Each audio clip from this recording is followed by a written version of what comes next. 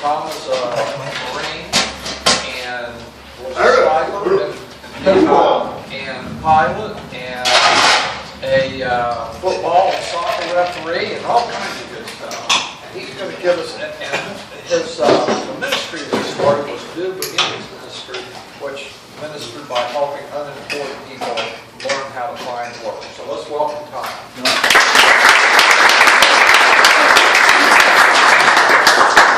Bye now, guys. What a noisy city here.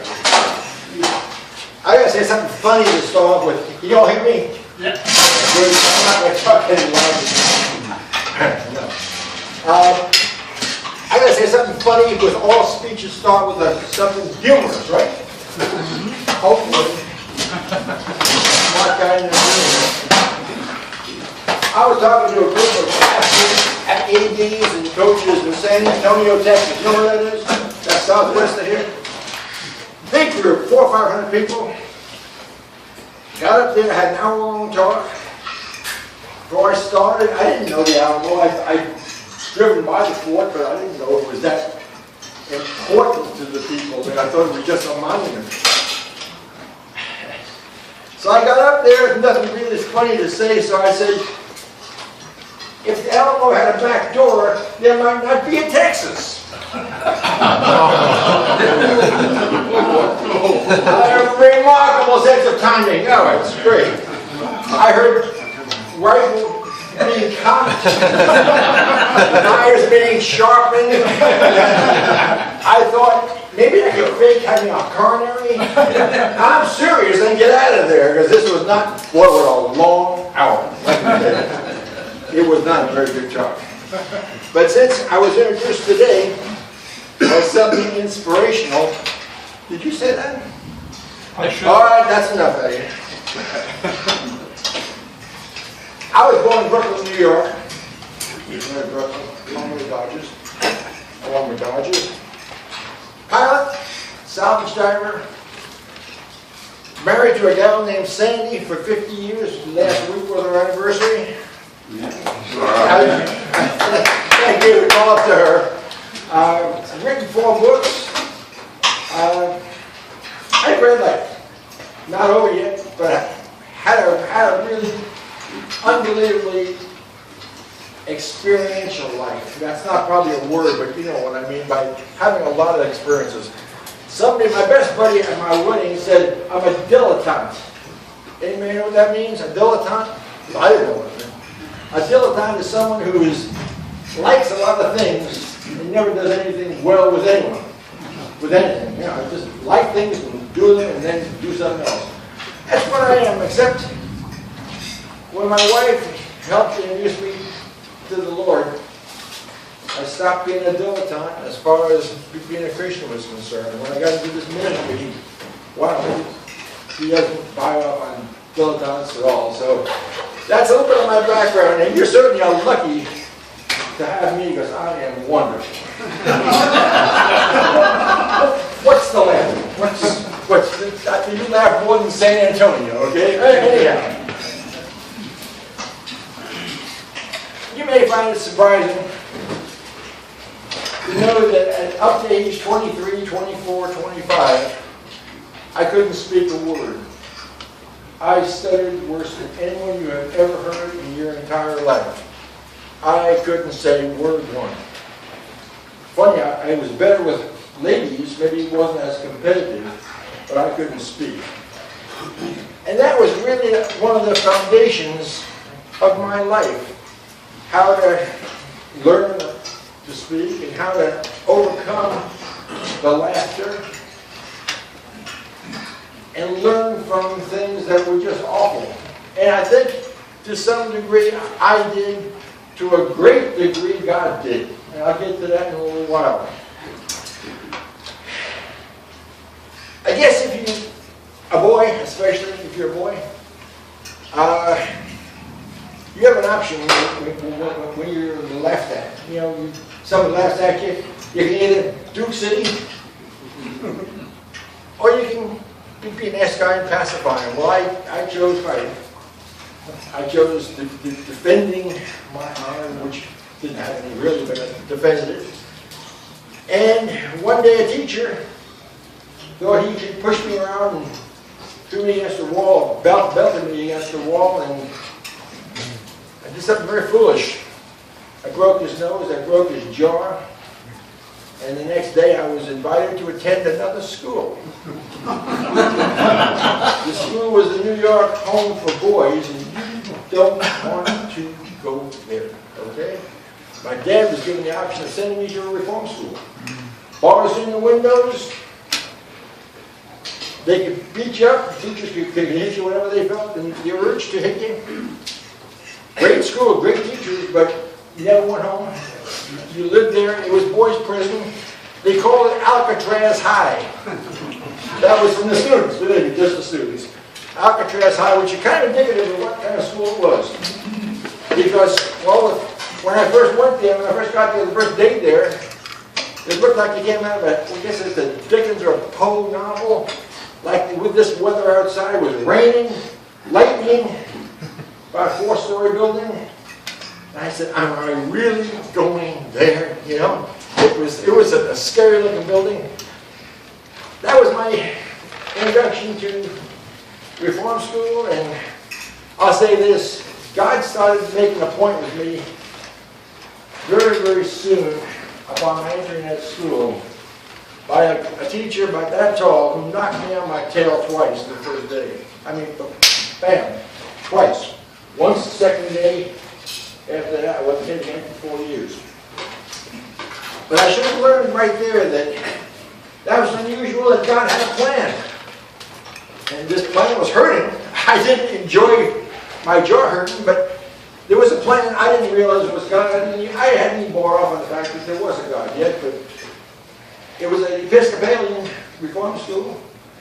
And they slowly, in 4 years, convinced me that there was someone other than myself. It was not an easy education.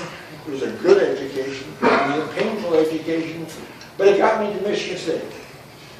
I turned down a scholarship, an athletic scholarship, but I turned it down because we had the money to afford college. But I loved it. I just tell you a story. This is not in my notes, but first day of class. Remember, high school, all boys. Not a girl in high school. Never home on the weekends. I thought a girl was a soft boy. I knew nothing about women. My wife said, I don't know much more now, but I knew nothing about women whatsoever. Girls. The first day was a botany lecture. Botany lecture. Why would a girl take this course?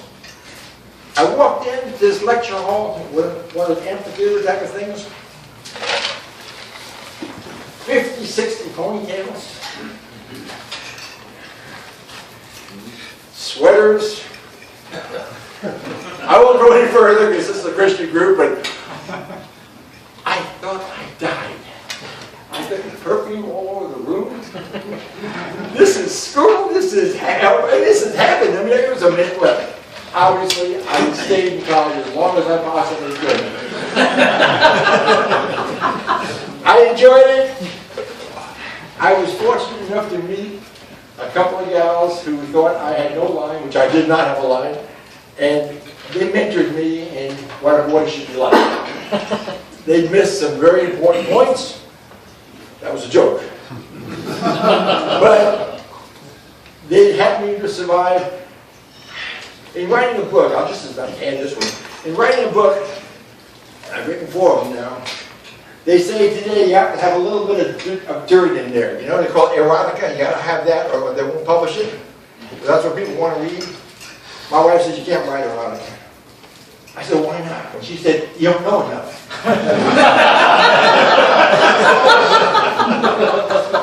I'm not sure that's a compliment, but we'll go with that. In college, I met some people who started to convince me that it just happened to be them who were there, that's background, them who were there when I needed some help. If I was really astute, smart, if I went to Michigan rather than Michigan State, they say, I would have realized that there was a plan being worked on there. I didn't know that. But I kept meeting people who kept steering me. Dated a girl whose father was a Presbyterian minister. And just I started to realize that there was a plan for my life. Whenever I really screw up, and screwing up for me was an avocation. It was easy for me to screw up. I continued it. Now I'm 77, and I am perfecting the art. Okay? Again, that was a joke. All right. Mom and Dad. Who are my mom and dad? Mom and Dad were, my dad was a military man. He was a friend of Douglas MacArthur. My father was a first lieutenant. His company commander was Captain Douglas MacArthur. And they became fond, fast friends, and they communicated for 50 some odd years. They got me, my dad got me involved in the military, and I studied history, which was fascinating to me. I studied history. I was fascinated by the Marine Corps because they seemed like a real tough group, a disciplined group, a committed group, and a group that didn't quit. I've made a lot of mistakes in my life, but I didn't make one there because they don't quit. And that's important, that is one of the very, very important parts of this little talk. That God honors people who do not quit. He honors it big time. His son didn't quit. And he honors people who do not quit. Now, I loved studying about the Corps, reading about the Corps, and one day I read about the silent second. Anybody ever hear about the silent second? Wiped out. Okay. Silent second. 2nd Marine Division, of which I was a part for a while. Now it's out of Camp Lejeune, North Carolina. But the 2nd Marine Division had a group called the 2nd Battalion, 2nd Marine Division, 2-2, Silent Second. Why are they called the Silent Second? I thought you'd never ask me. Silent Second is called the Silent Second because they were the lead group in the invasion of Guadalcanal. You've all heard of Guadalcanal? Yes. Bloodiest battle you've ever seen. I mean, I obviously wasn't there, I was a kid. But Guadalcanal, this 2-2 was the leading element in the invasion. At the end of the first night, there were very, very few guys walking on Guadalcanal from the 2nd Battalion who weren't hit. They fell where they were, and they were in a field of fire, so they couldn't be evacuated. They were there. Night came.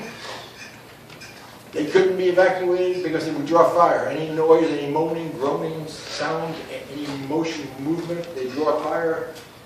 So they didn't make any sound. It was silent. The silent second. That's what the name was now, the silent second. Because at night they were silent. Because they had respect for their buddies. Any noise that they might cause a buddy to be in the bag. During that night, they were invaded by a banzai attack. Banzai meaning Japs had sabers. They were fanatically inclined to wipe the Marines off this hilltop because to be hill valley, because to be there and to take them, they could roll our flanks up, and the whole division would be vulnerable for annihilation. Comes dawn, and while they say that the wounded, half of the wounded, being silent, picked up their rifles and joined the battle. Right where they lay. They say it was a fight to end all fights. Motivated me to some degree, to a large degree. I wrote a poem about it, so I thought I'd belabor you a little bit. By the way, I have these written out. If you'd like it, if you'd like one, I'll put a stack of them up here. You can take one home with you. But let me read it to you. I wrote this maybe 5 or 6 years ago. On frozen land and island sand, our core has staked its claim. In dark of night, we joined the fight. Although the odds were long, we stayed on the course and took the loss. In blood, in sweat, in tears, while others fled, we stood instead with ne'er a backward glance. We could not run, our pride begun to hold us where we were. With mission clear, we've tasted fear. Its taste too foul to bear. Throughout the night, with tracers bright, with pathways in the sky, we dug in deep, no thought of sleep. Our wounded made their peace.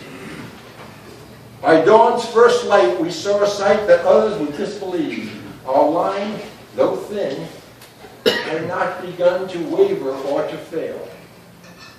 Now calmly, we would add a page to legend long and bold, a memoir passed from man to man in training, proudly told, of men who served to serve, of men who give to serve, of men who give to self no more, who live to serve their land. We've earned the right, we fought the fight, we're United States Marines. That made a couple of magazines. It kind of expresses my opinion of dedication to mission, courage, tenacity, things that maybe a minister, Christian, ought to be. Impressed me more than most things have impressed me. And I can't get hung up on it because I don't have time. It's now half past, is it not? Okay, so I've got 15 more minutes. I'll move this thing right along. I went to the intel business. I was taken out of the Corps Group, the agency, you've heard of the agency, bad group from Fort Meade, Maryland, and served in Hong Kong for a while. Was almost killed by a Russian who was my counterpart, and we had dinner together, he poisoned me. I was totally paralyzed. I had 20 times what was necessary to kill me. I didn't die. Don't ask me why I didn't die. Totally paralyzed. I got angry, went to all this exotic training, and I was going to die in some lousy hotel in Hong Kong. And I got mad. The adrenaline must have helped, because by morning I could see again. I was completely, totally couldn't move a fingernail or an eyeball. But by morning, I had an English doctor there who was feeding me through about 14 tubes, and that night I had a McDonald's hamburger. Don't tell me. Don't tell me that prayer doesn't work. I'm alive, but I shouldn't have been alive. Now let's move forward to another event to prove to you that there is a God. In case you doubt, Bill, I have another point there. I was out of the Corps in out of age in 65, and I wanted to make a living. Got married, no money, no common sense. Got married to a gal in Miami, Florida, and didn't know how to make a living because I couldn't speak. Well, I could say a few words, but not many. So I took a job, as was recommended by a psychiatrist, physician in the Corps. And he said, do something that you'll hate. Just talk to anybody. Talk on the phone, make public speeches, do anything. And you'll hate those 2 or 3 years, but you'll learn how to talk. I decided I'd sell life insurance door to door. No! One of the worst jobs in the history of the world. Now I'll be an actor. My first day was our first day back from the honeymoon. We had first month paid, last month paid, month security paid, and we had $50 in the bank and a week's worth of groceries. I had paid $50. Okay, this big white trailer on the corner. My target was the first call I'm going to make as a door knocker inside that trailer. But man, I can't speak. Well, I promised I would. I said I would. Better do it. Up to the door and could not. It was raining up, similar to today. Walked around in the rain for half an hour, went to the door, and I just couldn't knock. All that fear, all that whatever it was, I couldn't knock. I was the most scared person in the world. Telling my wife I was going to be a failure, all this kind of stuff goes through your mind. I didn't quit. Did that until almost 12 o'clock that afternoon. About 3 hours of walking in the rain. That's not a song, friends. That was one of the worst mornings of my life, and one of the better ones, because I went to the door, listen to this please, I went to the door the last time, and I mean, I was shaking like a dog doing something with razor blades. I mean, I could not knock on that door. Believe me, I'm not a nut now. When I say this, I heard a voice, and there was no one else there but myself. And it said, Tom, this is the most important door of the rest of your life. Those were the exact words. I've not forgotten one. Tom, this is the most important door of the rest of your life. I could not. She let me in. Didn't buy it, but she let me in. 6 weeks later, 7 weeks later, I got promoted as a trainer to train people to go out in canvas, knock on doors. Don't tell me God wasn't there. Don't tell me there's no God who heard me cry for help right there. Don't tell me he doesn't exist, because I heard him speak. Okay? I heard him speak. I want to sell that book, because boy, I did hear him speak. Okay, now to a fella that I got to know really, really, really, really well. Guy's name is Paul. Little kid, 12-year-old kid, Oklahoma. I was there, I was a vice president of sales for a rather big company. And I met Paul because I was a coach. And once a year we had a drawing for kids who wanted to play on any team. And Paul wanted to play soccer. Nice kid. My son liked him. Comes drawing, I took Paul, and one of the coaches said, "You made a bad choice, man. He can't run. He's a non-athlete. He can't run a step." They were right, and they were wrong. He was a non-athlete, but let me tell you, goalies don't have to run too much. That's all you play. That's all we can play. You couldn't run a step. But let me tell you, we were the state champions, undefeated for 2 straight years. It never happened before. That kid didn't know the word quit. He didn't know the word no or I can't. He wouldn't say, should I or can I? He said where and when. Okay? I coached him for 3.5, 4 years. The only thing is he couldn't run because he had muscular dystrophy. He was dying. His brother had died in front of him. His dad had died. And the kid had legs about that big around. He told me one day, "Coach, this is the first couple of months. Coach, I'll be here for about another 10, 12 years, and then I'm going to die." He wasn't being pessimistic. He just knew he was going to die. Doctors told him that. They were correct. My wife and I adopted that little boy informally. His mom couldn't raise him anymore because she couldn't see another one of her kids die. So he lived at our house. We adopted him. Probably if I get emotional, but I love Paul. Great little kid. Miraculous little boy. Paul didn't know what it was to quit. He didn't know what it was to hang his head. All he knew was he was a goalie on the Edmond, Oklahoma soccer team, and that was enough of that. Well, I was fortunate enough to be there on the telephone one day when Paul accepted the Lord. And I was on my knees in I guess it was Florida, and he was in Oklahoma, and he got on his knees, I got on mine, and he accepted the Lord. Never could be so happy in my entire life. A couple of weeks later, he called again. And Paul didn't know what it was to complain or to be sad. His voice was always up. He didn't know how to be sad. And the first thing he said, this couldn't have been Paul. He said, "Coach, I've got nothing left."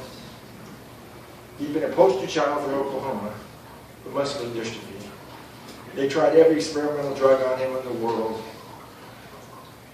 He said, "Coach, I got nothing left."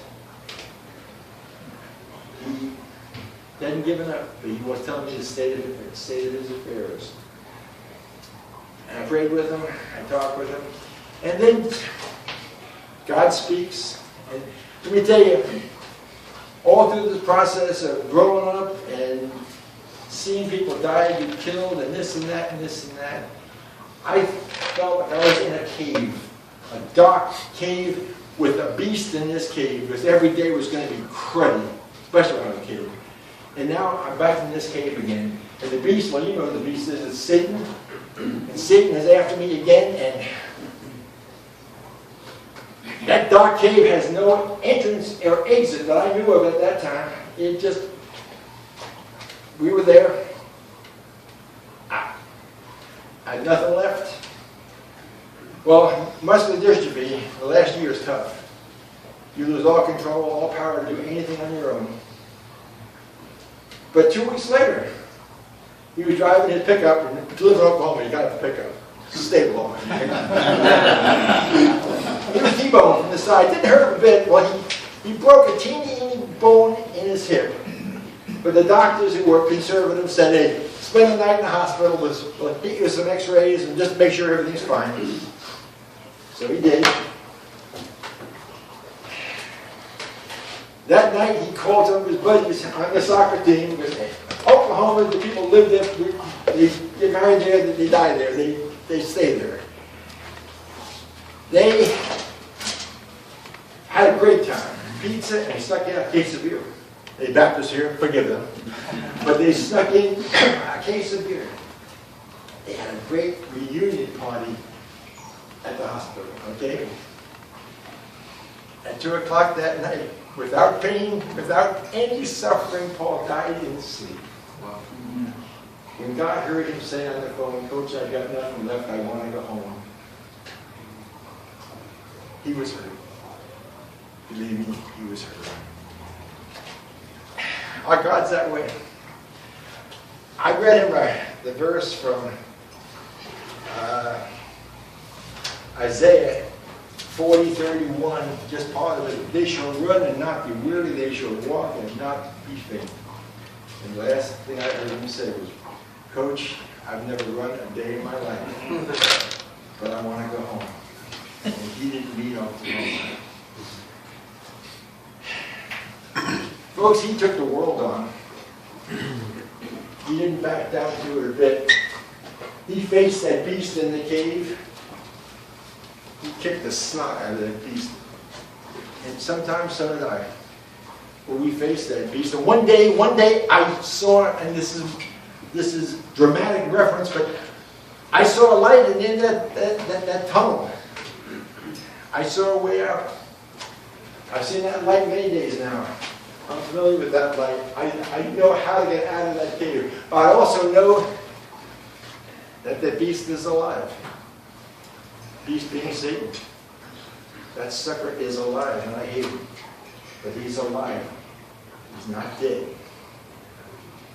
But I also know that I've got someone behind me who is so much more powerful than Satan is, and that beast is so much more powerful.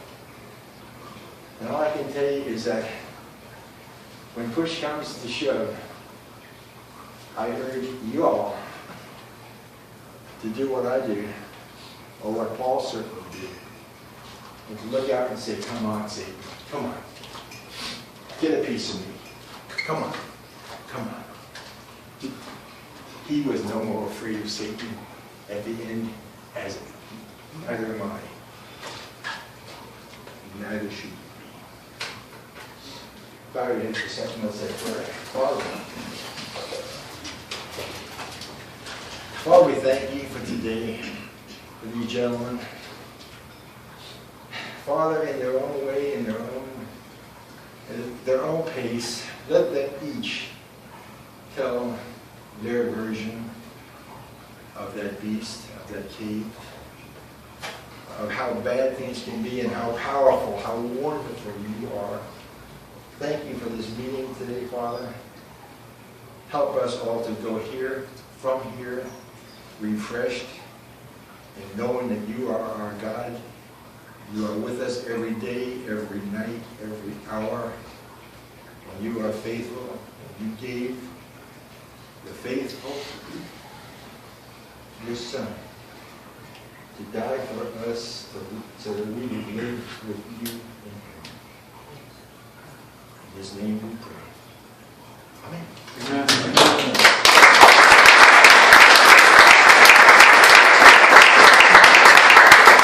For those of you who are nutty enough to want one, that's mine.